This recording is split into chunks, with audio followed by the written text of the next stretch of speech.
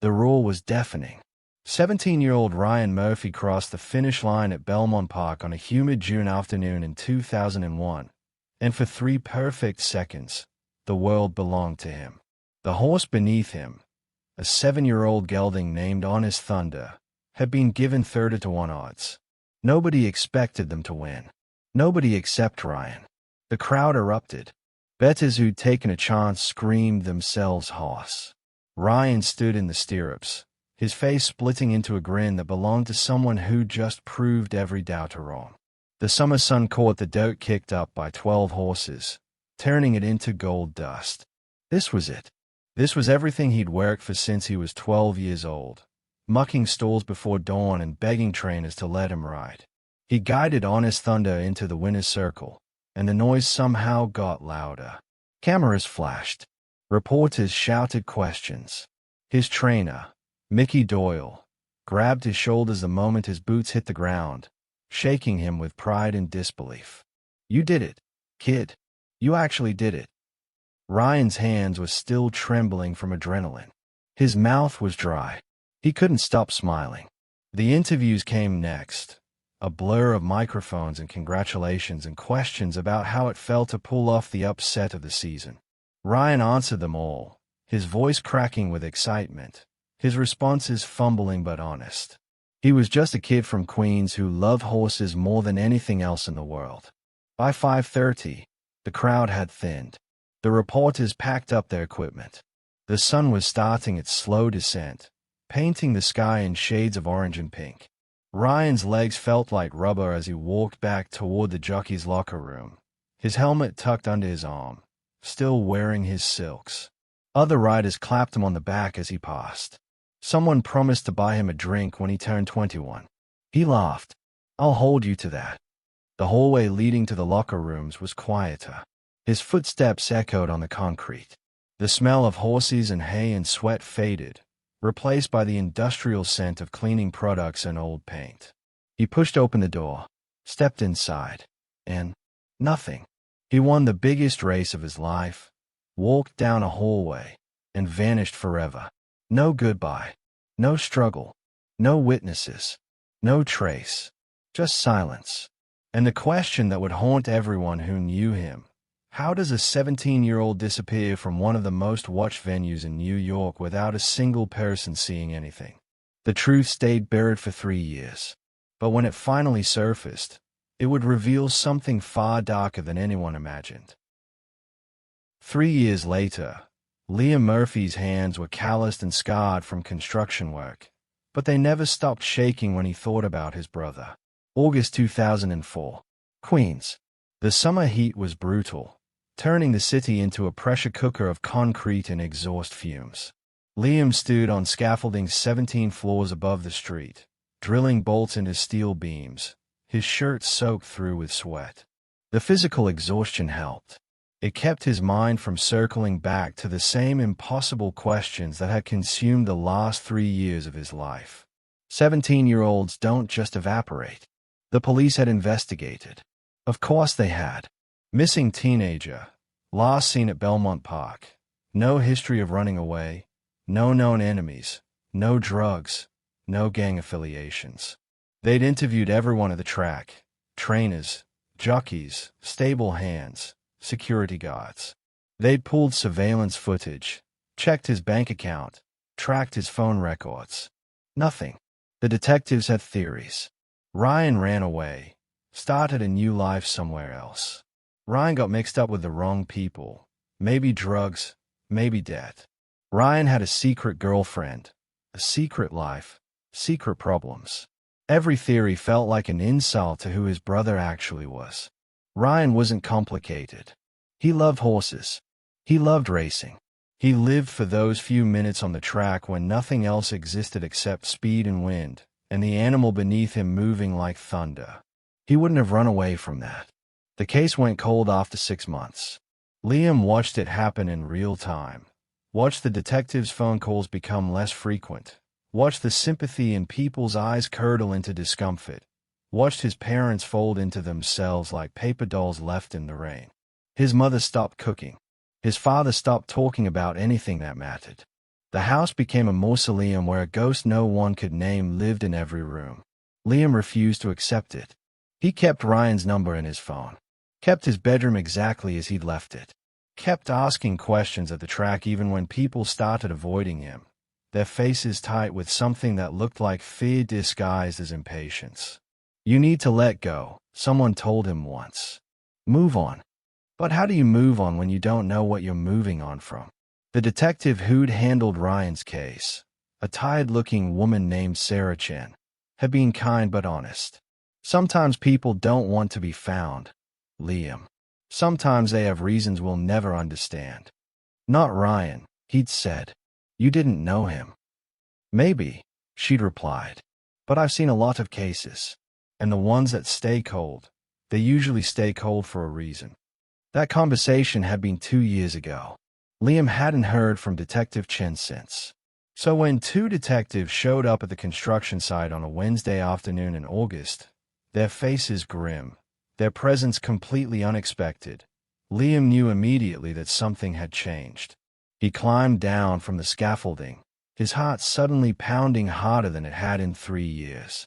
The older detective, a man with gray hair and kind eyes, removed his sunglasses. "Liam Murphy." "Yeah. I'm Detective Marcus Webb. This is Detective Sarah Chen. We need to talk to you about your brother." The world seemed to tilt slightly. "Did you find him?" Detective Webb exchanged a glance with Chen. She looked older than Liam remembered. More tired. "We found something," Webb said carefully. "We need you to come with us." The slaughterhouse in Queens had been operating for 40 years, tucked into an industrial district where nobody asked questions and everybody minded their own business. Health inspectors had shut it down 3 days earlier. Sanitation violations, improper refrigeration, contaminated equipment. Routine stuff. The kind of violations that happen when a business cuts corners for too long. The crew sent to clean it out wasn't expecting to find anything unusual. Just another job, another paycheck, another building full of rust and decay and the lingering smell of blood and chemicals. They were removing an old ventilation shaft when Marco Ruiz noticed something wrong. The wall behind it looked different, newer. The concrete didn't match the rest of the building. He ran his hand along the surface, feeling the seams where someone had built a false wall over something else. "Hey," he called to his supervisor. "Come look at this." It took them 20 minutes to break through the concrete. Behind it was a space about 8 feet wide and 12 feet deep. No windows. No ventilation except the shaft they'd just removed. A bare bulb hung from the ceiling, still connected to power. The smell hit them first. Bleach, so strong it burned their eyes. Someone had used gallons of it, trying to erase everything. But you can't erase everything. The space was lined with stainless steel. There was a drain in the floor. Industrial-grade refrigeration units built into the walls, still humming quietly despite the building being shut down. This wasn't storage. This wasn't an office. This was designed for concealment, for preservation, for hiding something that needed to stay hidden. Marco's flashlight swept across the floor and landed on something tucked into the far corner. A helmet. Racing helmet. The colors faded but still visible. Blue and white silks, Belmont Park insignia. His hand shook as he reached for it. Inside, written in permanent marker on the label, R. Murphy. The police arrived within the hour. Crime scene techs, detectives, forensic specialists. They worked slowly, methodically, photographing every inch of the space. The stainless steel, the drain, the refrigeration, the precision of it all. This wasn't random. This wasn't improvised. This was professional. When they finally removed the false panel beneath the drain, they found what remained of Ryan Murphy. 3 years in a refrigerated tomb, preserved with chemical precision, hidden behind concrete and steel in a building designed to process meat. The detectives who'd work his missing person case had to step outside. Detective Chen sat on the curb, her head in her hands, while Marcus Webb stared at nothing and wondered how they'd missed this. Ryan Murphy didn't disappear. He was erased. They asked Liam to identify the helmet first. He sat in a small room at the precinct, the helmet placed on the table in front of him like evidence from someone else's life. But he recognized it immediately. He'd been there when Ryan bought it, saved up 3 months of wages from weekend stable work to afford the good one, the one that fit properly and didn't give him headaches. Blue and white. His favorite colors. That's his, Liam said. His voice sounded hollow. Detective Webb nodded slowly. We'll need dental records to confirm identity. But given the location, the helmet, and the timeline, we're confident it's Ryan.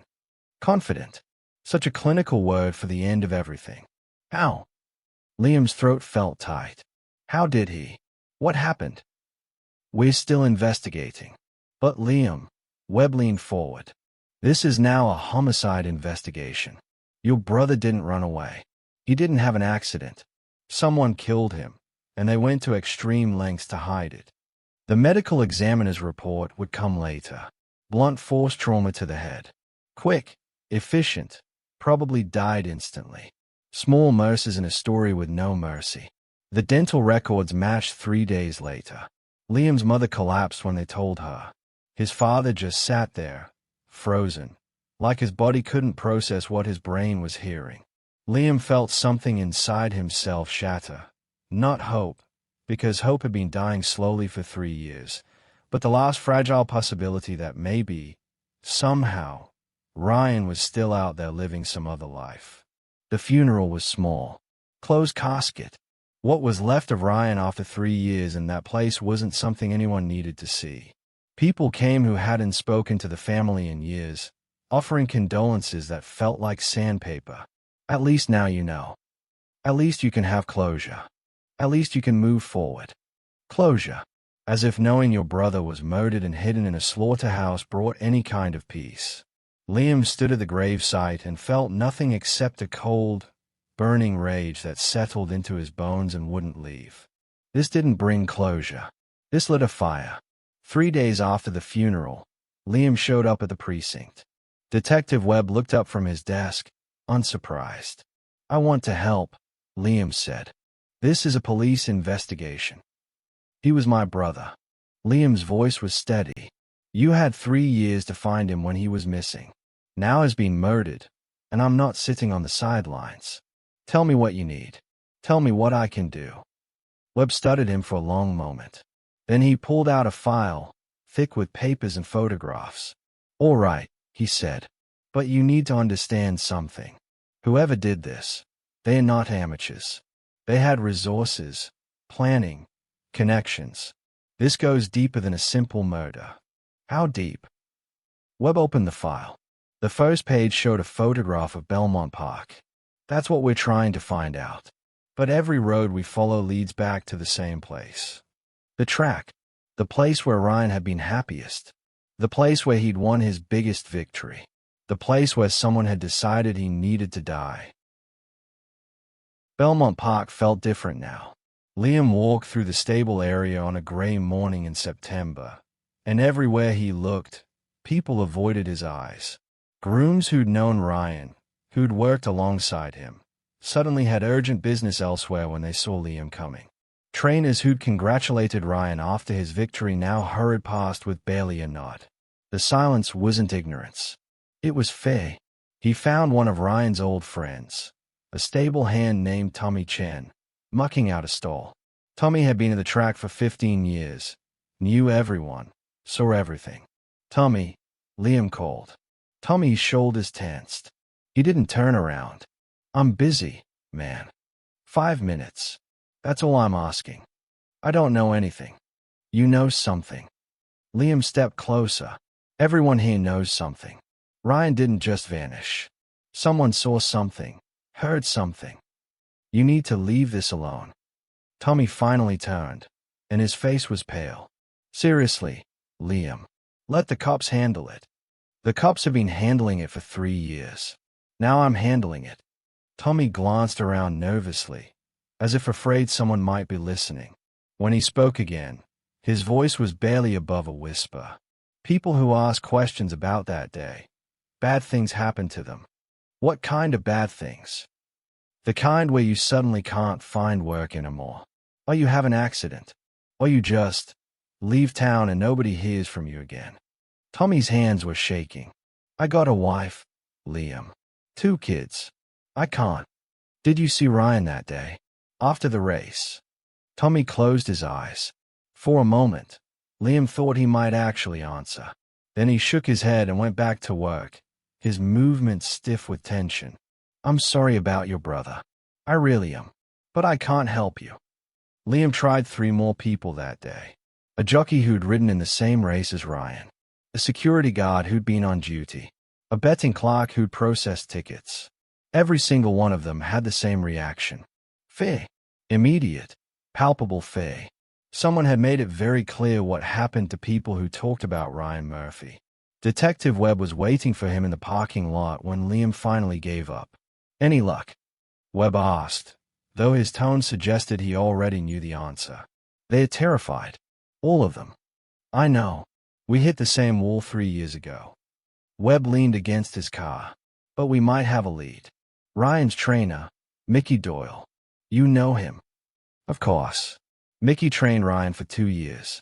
He was devastated when Ryan disappeared. He also vanished from the racing world about 6 months after your brother went missing.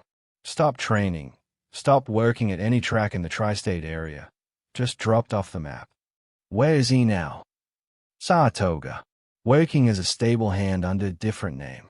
We tracked him down yesterday. Liam's pulse quickened. Did he talk to you? He slammed the door in our faces. But he knows something, Liam. The way he looked when we mentioned Ryan's name. Webb shook his head. That wasn't grief. That was guilt. And terror. I want to talk to him. Officially, I can't let you do that. Unofficially. Webb handed him a slip of paper with an address. Be careful. If he's this scared, there's a reason. Liam drove to Saratoga the next morning, 3 hours up the Hudson Valley into horse country. The address led to a rundown stable on the outskirts of town, the kind of place where horses went to retire and men went to hide. Mickey Doyle looked 20 years older than Liam remembered.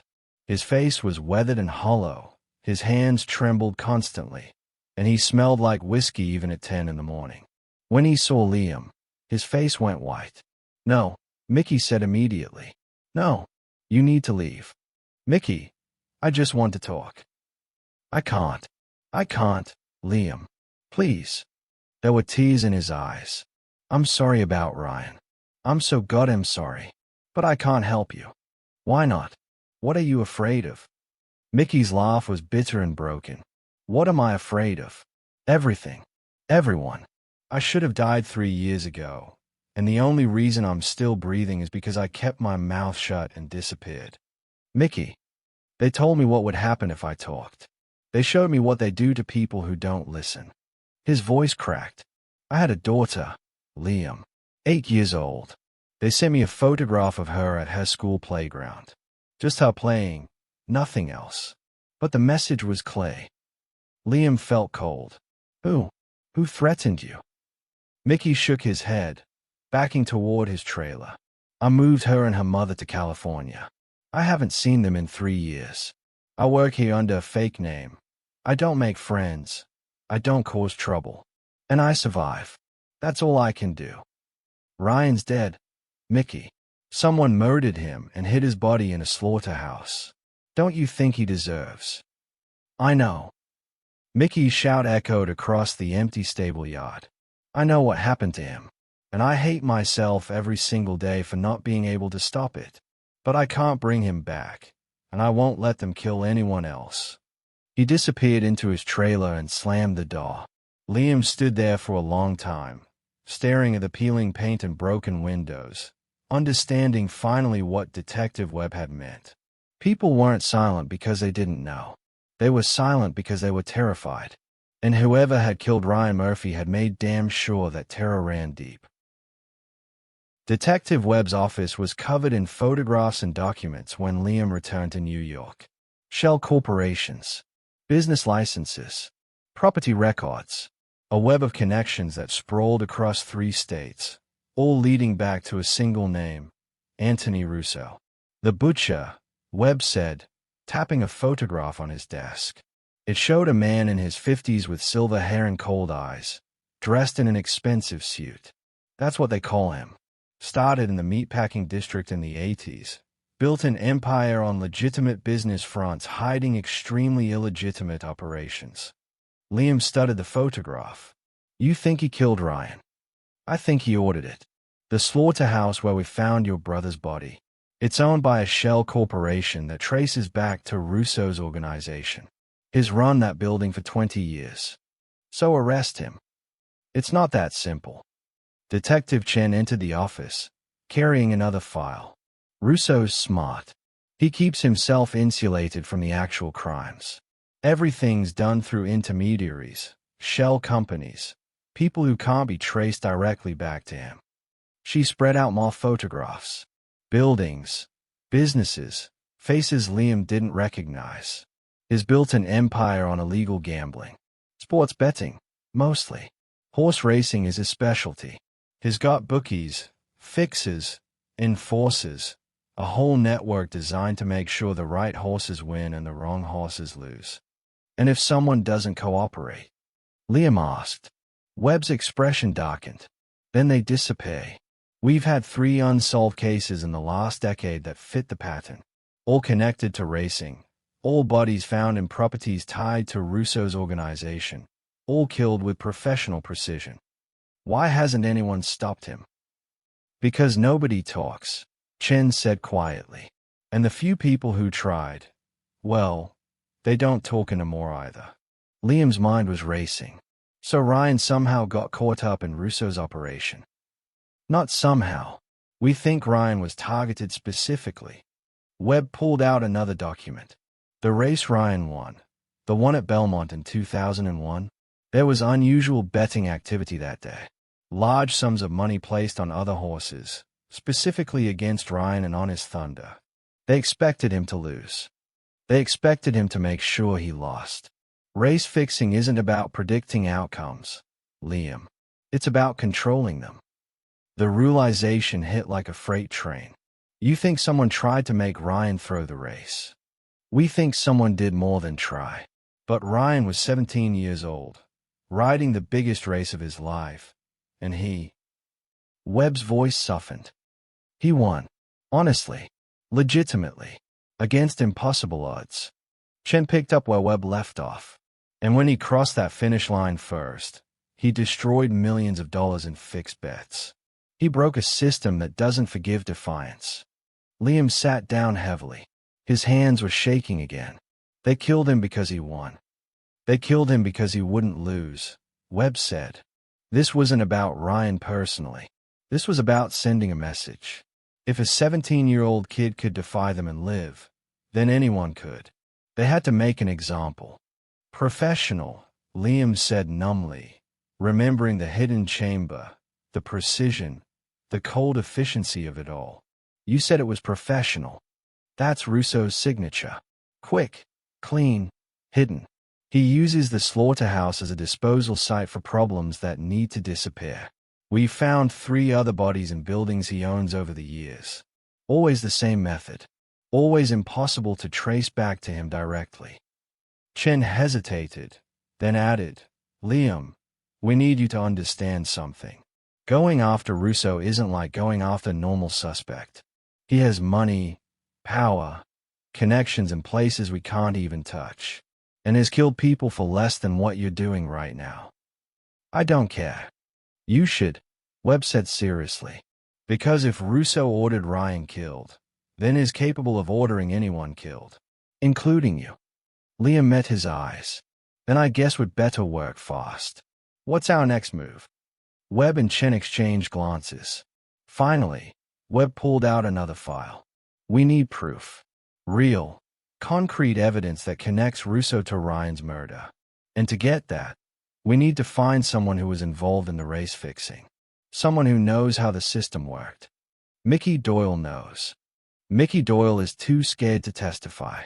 We need someone else. Someone on the inside of the betting operation. Where do we find them? Chen smiled grimly. The same place all criminals hide. Right out in the open.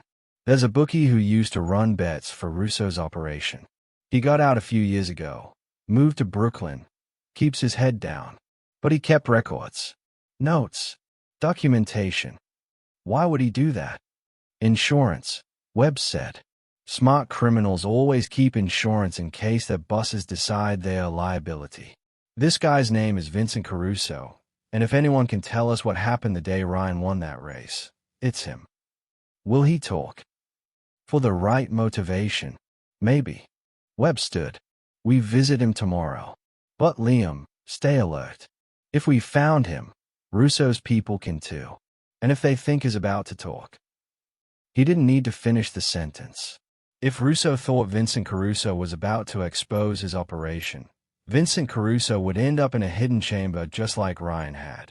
The clock was ticking, and somewhere in New York City, Anthony Russo was watching his empire, waiting to see who would be foolish enough to challenge it.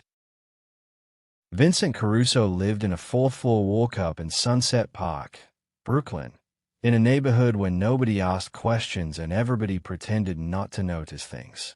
When Webb knocked on his door the next evening, there was a long pause before it cracked open, held by a chain lock. A man in his 60s peered out, his face deeply lined and suspicious. Vincent Caruso. Webb showed his badge. Depends on who's asking. NYPD. We need to talk about Anthony Russo. The door started to close immediately. Liam put his hand against it. Please, Liam said. Just 5 minutes. It's about my brother, Ryan Murphy. Something flickered in Caruso's eyes. Recognition. And maybe something else. Regret? The door opened. The apartment was small and cluttered, filled with racing forms and old newspapers. Caruso moved carefully, like a man who expected violence at any moment. He gestured for them to sit but remained standing himself, positioned near the window where he could watch the street. I don't have anything to say about Russo. We're not asking you to testify, Webb said. Not yet. We just need information. Background. Context. Context. Caruso laughed bitterly. Context is I spent 20 years running illegal bets for the biggest crime organization in New York. And the only reason I'm still alive is because I disappeared and kept my mouth shut. But you kept records, Chen said. Betting slips, transaction logs, names and dates. Insurance, in case Russo ever came after you. Caruso didn't deny it. What do you want to know? June 2001. Belmont Park. The race Ryan Murphy won. Liam leaned forward. Tell us what happened. Caruso was quiet for a long moment, staring at his hands. When he finally spoke, his voice was tired. That race was supposed to be locked down tight. Fixed 3 weeks in advance.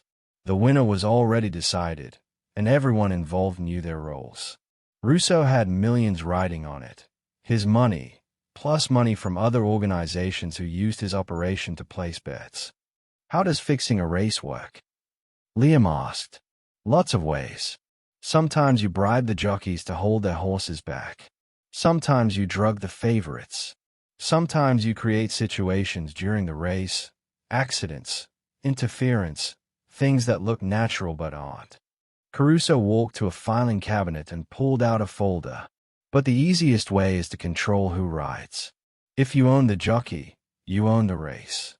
He handed the folder to Webb. Inside were dozens of betting slips, handwritten notes, and photocopied records. Honest Thunder wasn't supposed to win. Your brother wasn't supposed to ride him to victory. The instructions were clear. Finish in the middle of the pack. Nothing suspicious, just a decent showing that wouldn't raise questions. Liam's stomach turned. Someone told Ryan to throw the race. Not directly. They never do it directly. But his trainer got the message, and trainers are supposed to control their riders. Caruso glanced at Liam. I'm guessing your brother didn't get the message. Or he got it and didn't care. Ryan would never throw a race. Never. I believe you. And that was the problem. Caruso pulled out a specific betting slip, dated June 9th, 2001. Look at this. 48 hours before the race, there were massive bets placed against Honest Thunder. We're talking millions of dollars, all betting he wouldn't place in the top 3. Those bets came from connected people, Russian mob, Italian families, independent operators who used Russo's network. Webb studied the slip. This is evidence of race fixing. It's evidence of intent to fix. But here's what makes it interesting. Caruso pulled out another document. Day of the race. About 2 hours before post time, someone placed a large bet on Honest Thunder to win. $50,000 at 30-1 odds. Who? Liam asked. Don't know. The bet came through an anonymous channel, paid in cash. But whoever placed it knew something.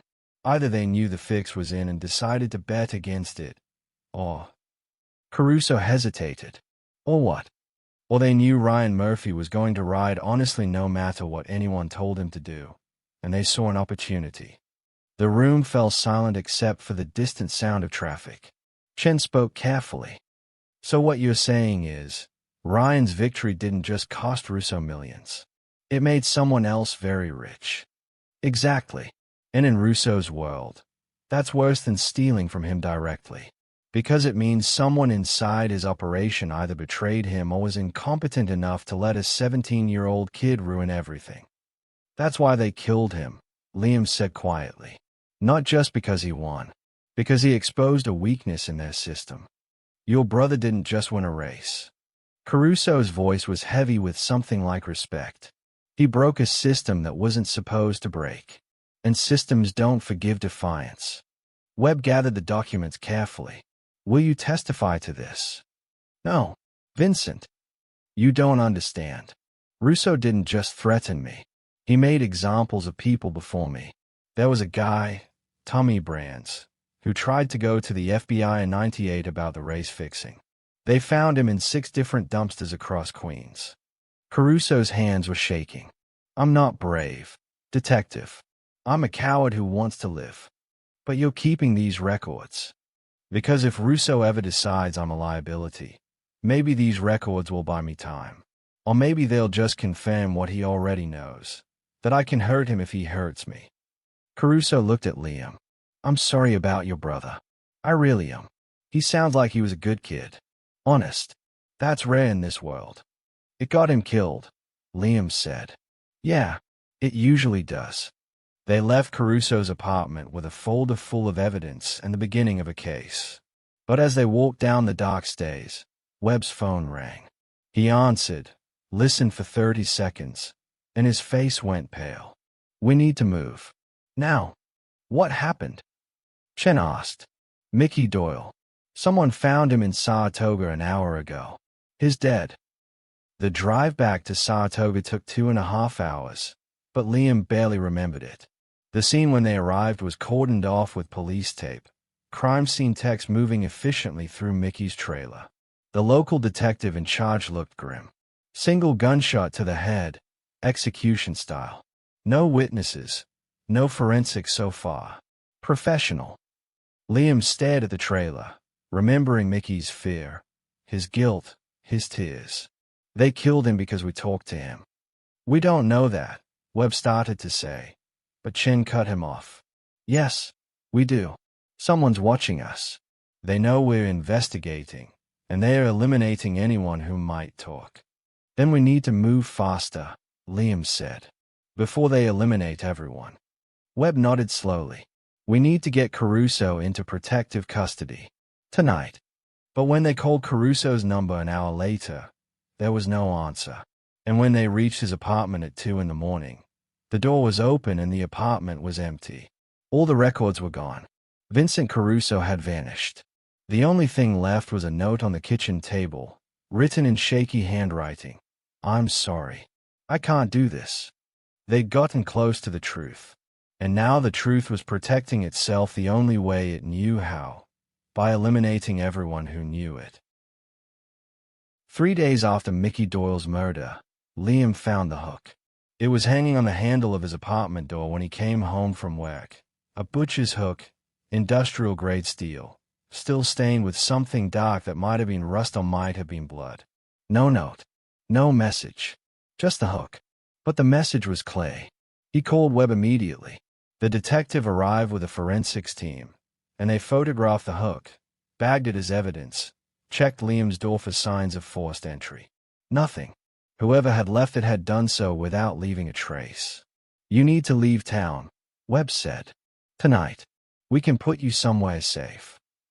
"No, Liam. This is a direct threat." "I know what it is." Liam stayed at the hook through the evidence bag. "They are trying to scare me off. Just like they scared off everyone else." "Well, it's not working." Chen put a hand on his shoulder. "This isn't just a threat. This is a promise. Russo's telling you exactly what will happen if you keep investigating. He'll put you on a hook, just like Ryan." Liam's voice was steady. "I know. But if I stop now, then Ryan died for nothing. And everyone who's too scared to speak up was right to be scared. And Russo wins. He keeps winning. Forever. There's being brave, and there's being stupid," Webb said. "This crosses the line." "Maybe. But I'm not stopping." That night, Liam couldn't sleep. He sat in his apartment with all the lights on, thinking about Ryan, about Mickey, about Vincent Caruso, about everyone who'd been silenced by fear. His phone rang at 3 in the morning. Unknown number. He answered without thinking. "Hello." Heavy breathing on the other end. Then a voice, rough and unfamiliar. "You should listen to your friends. Leave town. Forget about your brother. People who don't listen, they end up in interesting places." Who is this? "Someone who handles problems for Mr. Russo. And you're becoming a problem. Tell Russo I'm not going anywhere." The laugh on the other end was cold. "That's what your brother said. Guess how that worked out for him." The line went dead. Liam sat there, his hands shaking with rage rather than fear. Ryan had been threatened too. Ryan had refused to throw the race, refused to cooperate, refused to back down. And they killed him for it. But Ryan had also done something else. He'd won. He'd beaten impossible odds and exposed a weakness in a system that thought it was invincible. Maybe that was a lesson. Not that defiance was pointless, but that it mattered. That somewhere in the darkness, someone had noticed a 17-year-old kid who refused to cheat and decided that mattered more than fear. The next morning, Webb called an emergency meeting. "We have a problem. Caruso's gone, Mickey's dead, and Russo knows we're investigating. We need to pivot." "To what?" Chen asked. "To building a case without witnesses. We use the betting slips Caruso gave us. We use the forensics from the slaughterhouse. We use property records and shell corporations. We build a circumstantial case that connects Russo to Ryan's murder. Will it hold up in court?" Liam asked. "I don't know, but it's better than nothing." They worked 18-hour days for the next 2 weeks, building a case file that connected Anthony Russo's organization to the slaughterhouse, to the race-fixing operation, to the pattern of murders and disappearances that stretched back a decade. But everywhere they turned, they hit the same wall. Nobody would testify. Every potential witness was too terrified to speak. And without witness testimony, the case was built on documents and circumstantial evidence that could be explained away by expensive lawyers. Then, unexpectedly, Vincent Caruso called. "I'll testify," he said. "But I need protection. Real protection, not just a safe house. New identity, new city, everything." "We can arrange that," Webb said immediately. "Where are you?" "Somewhere safe. I'll come in tomorrow." "But detective." Caruso's voice was shaky. "I need you to understand something. Once I do this, there's no going back. Russo will never stop looking for me." "I know, but you'll save lives. You'll give Ryan Murphy's family justice." There was a long pause. "Your brother," Caruso said to Liam, who was listening on speakerphone. "He was brave. Braver than I've ever been. Maybe it's time I showed a little courage too." They arranged to meet Caruso the next morning at a secure location. He never showed up. His body was found 2 days later in a motel in Jersey City. Multiple gunshot wounds. Professional hit. The message was clear. This is what happens to people who cooperate with the police. Liam attended the funeral. It was small, just a handful of Caruso's family members who barely knew him, some people from the neighborhood, and Liam himself. As he stood by the grave, he realized something. Russo wasn't just killing witnesses. He was killing hope. Every person who spoke up, every person who tried to do the right thing, ended up dead. And each death sent the same message. Resistance is futile. Fear is the only rational response. But Ryan hadn't been rational. He'd been 17 and honest and brave enough to win a race he wasn't supposed to win. And for 3 perfect seconds, before the world caught up with him, he'd been a champion. That had to mean something. That had to matter. The case against Anthony Russo stalled in the winter of 2005. Despite 6 months of investigation, despite evidence of race fixing and shell corporations and patterns of violence, the district attorney's office couldn't build a prosecutable case. Every witness was dead or disappeared. Every piece of evidence was circumstantial. Every connection could be explained away by Russo's lawyers as coincidence or misunderstanding. "We don't have enough," the assistant DA told them during a meeting in January. "I'm sorry. I know what happened. You know what happened. But proving it in court is a different matter. So he just gets away with it." Liam's voice was raw. "He kills my brother, kills everyone who tries to tell the truth, and nothing happens. We're not giving up. But we need more. We need something concrete that directly ties Russo to Ryan's murder." We had that. Vincent Caruso was going to testify. And Vincent Caruso is dead. So we're back to square one. The meeting ended with no resolution. Liam walked out of the building into the cold February air, feeling hollowed out. Webb found him sitting on a bench in Foley Square, staring at nothing. "I'm sorry," Webb said, sitting beside him. "Everyone keeps saying that. Sorry. Like the word fixes anything. It doesn't. But I mean it anyway." They sat in silence for a while. Finally, Liam spoke. "What happens now?" "We keep investigating. We look for new angles, new evidence. Cases don't stay cold forever. Don't they? Ryan's case was cold for 3 years. How many other cases stay cold forever because people are too scared to talk?" Webb didn't have an answer for that. Over the following months, Liam tried to return to normal life. He went back to construction work. He visited his parents, who seemed smaller and older every time he saw them. He tried dating, tried making plans, tried imagining a future that didn't revolve around his dead brother and impossible justice.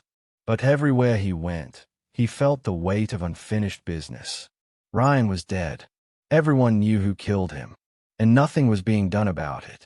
In March, Liam received an anonymous envelope in the mail.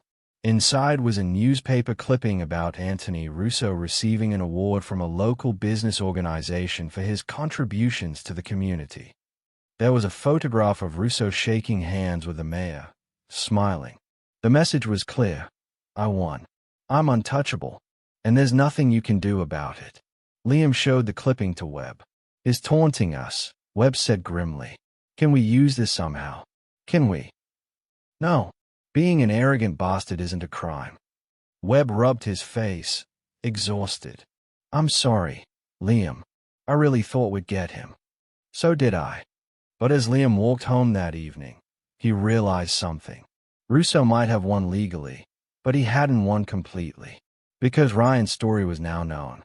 The race fixing was exposed. The pattern of violence was documented. People knew. Maybe they were too scared to testify, too frightened to speak publicly. But they knew. And somewhere, in racing circles and betting operations and corporate offices, that knowledge changed things. You couldn't run a criminal enterprise on silence alone. You needed people to believe they were invincible. And Ryan had proven they weren't. One 17-year-old kid with the courage to win honestly had exposed a weakness in a system that had operated with impunity for decades. That was something. It wasn't justice. It wasn't closure. But it was something. Liam started a website dedicated to Ryan's memory. He posted the story of what happened, not the gory details, not the revenge fantasy, but the simple truth. A teenager who loved horses. A race won honestly. A system that couldn't tolerate honesty. A murder that went unpunished. The website got visitors. Comments appeared from other jockeys, other trainers, Other people in the racing world who'd seen corruption and been too afraid to speak. This happened to someone I knew. I was told to throw a race once. I didn't, and I never rode again. Your brother was brave. The comments didn't change the facts. Russo was still free. Ryan was still dead. Mickey and Vincent and others were still murdered for trying to tell the truth. But the silence was broken. And once silence breaks, it's very hard to rebuild. 5 years after Ryan's body was found, Liam stood at Belmont Park during the annual memorial race held in his brother's name. The Ryan Murphy Memorial Stakes had been established by anonymous donors. Liam suspected they were people in the racing community who'd known Ryan, who felt guilty about their silence, who wanted to honor him somehow without putting themselves at risk. It was a small race, not prestigious, but it was something, a reminder that Ryan Murphy had existed, had mattered, had been more than just a victim. Liam watched the horses parade to the starting gate, and for a moment, he could almost see Ryan there, 17 years old, smiling with nervous excitement before the biggest race of his life. His phone buzzed. A text from Detective Webb. Thought you'd want to know. Russo died this morning. Heart attack. Apparently sudden. Liam stayed at the message for a long time. Justice? Maybe. Or just biology catching up with a 72-year-old man who'd lived on stress and violence for decades. It didn't bring Ryan back. It didn't undo the murder or the cover-up or the years of fear. But it was an ending of sorts. The race began, and Liam watched the horses thunder around the track. The crowd roared. Money changed hands. Life continued. Ryan Murphy never got to see 21. Never got to become the champion jockey he dreamed of being. Never got to fall in love, or travel the world, or do any of the 1,000 things people do when they're given the chance to grow up. But he'd done something else. He'd shown that courage was possible even in a system designed to crush it. He'd proven that one honest choice could ripple outward, changing things in ways that couldn't be measured or contained. 3 years after Ryan's memorial race was established, 2 former jockeys came forward with detailed testimony about race-fixing operations. Their evidence, combined with the groundwork Webb and Chen had laid years earlier, resulted in federal indictments against 12 people in Russo's former organization. The racing industry implemented new regulations, increased oversight, mandatory reporting of suspicious betting patterns. Were the problems solved? No. Corruption doesn't die just because people decide to fight it. But it retreated. It became more careful. It learned that victims had families who didn't forget, and that silence couldn't be guaranteed forever. Liam never stopped thinking about Ryan. The grief didn't fade so much as settle into something he could carry. He kept the photograph of Ryan in the winner's circle on his desk, that moment of pure triumph before everything went dark. Sometimes people asked him if he'd found closure. No, he'd say honestly, but I found something else. I found proof that my brother mattered, that what he did mattered, that courage matters even when it costs everything. On the 10th anniversary of Ryan's murder, Liam published a book about the case. It became a bestseller, not because people love true crime spectacle, but because the story of a 17-year-old who chose honesty over corruption resonated with something fundamental in people's hearts. The book didn't name Russo directly. The lawyers advised against it, but everyone knew. The racing community knew. The criminal organizations knew. The journalists and investigators and everyday readers knew. And in knowing, something shifted. Systems of silence only work when everyone believes speaking is pointless. When everyone thinks resistance is futile. When everyone accepts that power is absolute. Ryan Murphy, in his 3 perfect seconds of victory, had proven otherwise. He'd shown that a system could be defied. That someone ordinary could do something extraordinary. That choosing the harder right over the easier wrong was possible, even when the cost was impossibly high. 20 years after Ryan's murder, Liam visited his grave on a quiet spring morning. I never figured out if you knew, Liam said quietly, kneeling by the headstone. If someone told you to throw the race and you refused, or if you just raced the way you always did, honest, fearless, giving everything you had. I don't know if you were being brave or just being yourself. The wind rustled through the cemetery trees. Maybe it's the same thing, Liam continued. Maybe bravery isn't some big decision. Maybe it's just being yourself in a world that tries to make you something else. He placed flowers on the grave, blue and white, the colors of Ryan's racing silks. You didn't get to grow up. You didn't get to see how much you changed things. But I want you to know, it mattered. Your life mattered. Your death mattered. The 3 seconds when you crossed that finish line first, they mattered more than you could have imagined. He stood, brushed dirt from his knees, and looked out across the cemetery toward the distant sound of traffic. Ryan Murphy didn't just lose his life that day in June 2001. He revealed how much truth costs. And in a world built on silence and fear, that revelation was worth more than any race, any victory, any championship. Because some truths, once spoken, can never be silenced again. If you were Liam, standing at the edge of justice with power arrayed against you and witnesses falling silent around you, would you have kept going? Or would fear have won? The answer matters. Because somewhere, right now, someone else is facing that same choice. And they need to know that courage is possible, even when it's impossibly hard. They need to know that one person can make a difference. They need to know Ryan Murphy's story. Some victories come at a terrible cost. If this story moved you, please like, subscribe, and stay with the channel for more true crime stories.